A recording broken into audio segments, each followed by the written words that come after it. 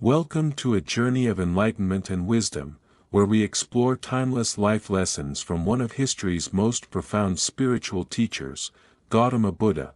Buddha's teachings transcend cultures and generations, offering guidance on how to navigate the complexities of life. He shared insights that resonate deeply within us, illuminating the path toward inner peace, compassion, and understanding.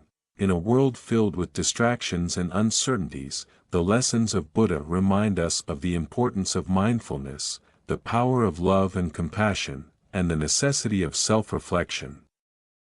From the Four Noble Truths to the Noble Eightfold Path, Buddha's wisdom encourages us to seek clarity amidst chaos and to cultivate a life of purpose.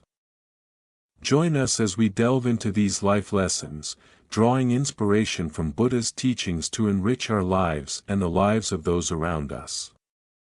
Let us awaken our minds and open our hearts to the profound truths that guide us toward a more meaningful existence. Are you ready to embark on this transformative journey? Let's begin. Today we will learn about Buddha's next life lesson. Right speech, samavaka, is one of the 8 components of the Noble Eightfold Path in Buddhism, which serves as a guide to ethical and mindful living. Right speech emphasizes the importance of speaking truthfully, kindly, and constructively, with the aim of promoting harmony and understanding. It is not just about what we say, but also how we say it, and the intentions behind our words. The 4 aspects of right speech. Right speech is traditionally broken down into 4 key aspects that practitioners are encouraged to observe. 1. Abstaining from false speech, musaveda, truthfulness. The most fundamental element of right speech is speaking the truth. Lying, deceiving, or misrepresenting the truth is seen as harmful because it can lead to misunderstanding, mistrust, and suffering. Integrity. This also involves being honest with oneself and others, and not exaggerating or withholding information to manipulate situations. 2. Abstaining from slanderous speech, pisyanavaka, avoiding gossip and division. Slanderous speech refers to talking about others in a way that is intended to create discord, spread rumors, or cause harm to someone's reputation. This type of speech divides people and fosters conflict. Promoting harmony. Instead of gossiping or backbiting, one should use speech to encourage reconciliation, understanding, and unity among people. 3. Abstaining from harsh speech, varasavaka, gentle and kind speech. Harsh speech includes using abusive, rude, or cruel language. It involves words that are intended to hurt, offend, or belittle others. Compassionate communication. Practicing right speech means speaking with kindness and compassion, even in difficult situations. This doesn't mean avoiding difficult conversations, but rather approaching them with sensitivity and care. 4. Abstaining from idle chatter, samphapalapa. Avoiding frivolous talk. Idle chatter refers to talking about things that are trivial, meaningless, or a waste of time. This kind of speech distracts from what is important and can lead to a scattered mind. Mindful and purposeful speech. Right speech encourages mindfulness in communication, where words are chosen carefully and spoken with a clear purpose, contributing to meaningful and constructive dialogue. The importance of intention. The intention behind our words is just as important as the words themselves. In practicing right speech, one must be mindful of their motivations.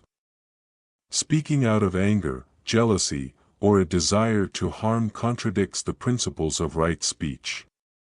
Instead, one should speak with the intention of benefiting others, fostering understanding, and creating positive outcomes. The impact of right speech on personal relationships.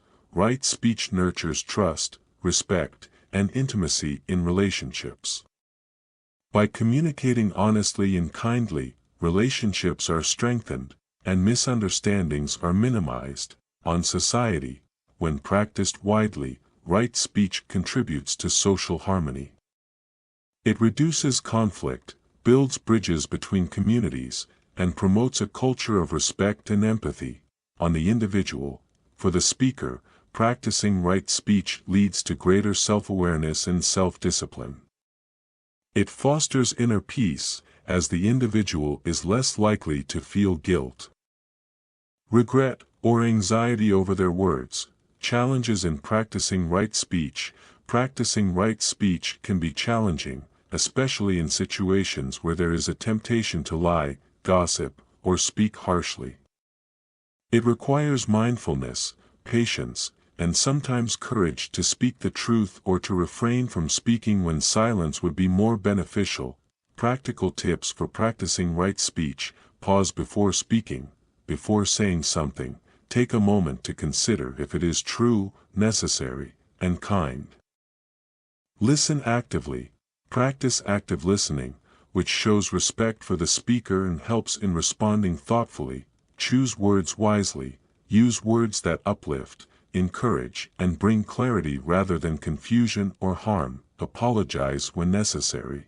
If you realize that your speech has caused harm, be willing to apologize and make amends. Practice silence. Sometimes the best speech is silence.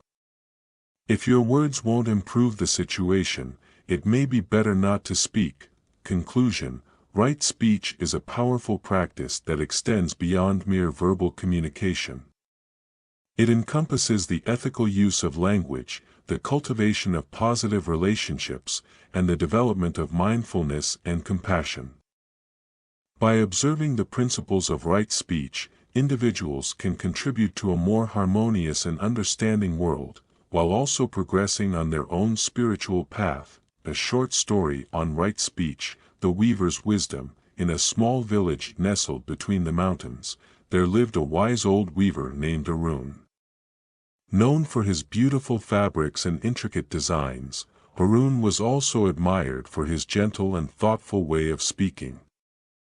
The villagers often sought his advice, and he was well respected for his ability to bring peace to even the most troubled hearts. One day, a heated argument broke out between two neighboring families. The quarrel began over a small piece of land, but it quickly escalated into a bitter feud. Angry words were exchanged, rumors spread like wildfire, and the once friendly neighbors became enemies. The entire village was soon divided, with people taking sides and contributing to the growing discord. Concerned by the increasing tension, the village elders decided to seek Arun's counsel. They visited his humble home, where he was quietly working on his loom, weaving a tapestry of vibrant colors. Arun, one of the elders, said, "The village is in turmoil. The two families are at each other's throats, and the conflict is tearing our community apart. We've tried to mediate, but our words only seem to fuel the fire. What should we do?"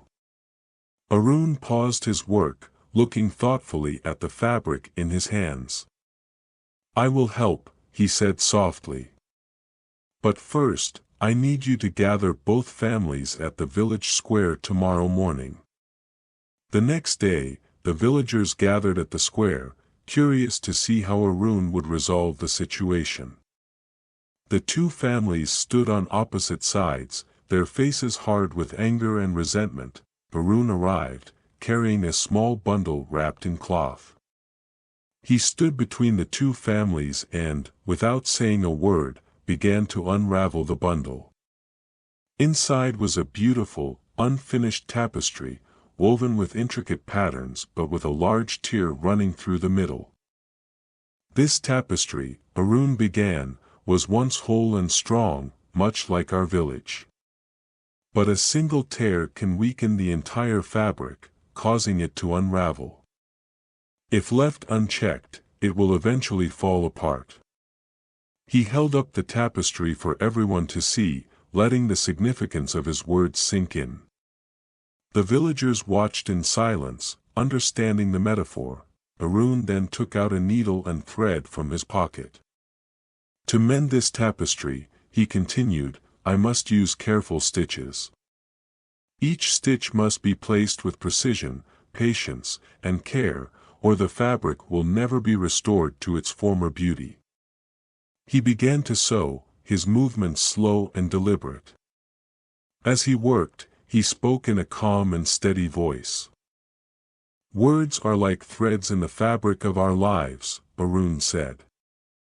"They can bind us together or tear us apart. Harsh words, like sharp needles, can pierce the heart and leave wounds that are difficult to heal. But kind and truthful words, spoken with the right intention, can mend even the deepest rifts." The villagers listened intently, the tension in the air beginning to ease. The two families, who had been glaring at each other moments before, were now watching Arun's every move, mesmerized by the rhythm of his stitching. Arun continued, "Before you speak, ask yourself, is it true? Is it necessary? Is it kind? If your words do not meet these criteria, perhaps it is better to remain silent, or to choose different words that can build bridges instead of walls." As he finished mending the tapestry, Arun held it up once more.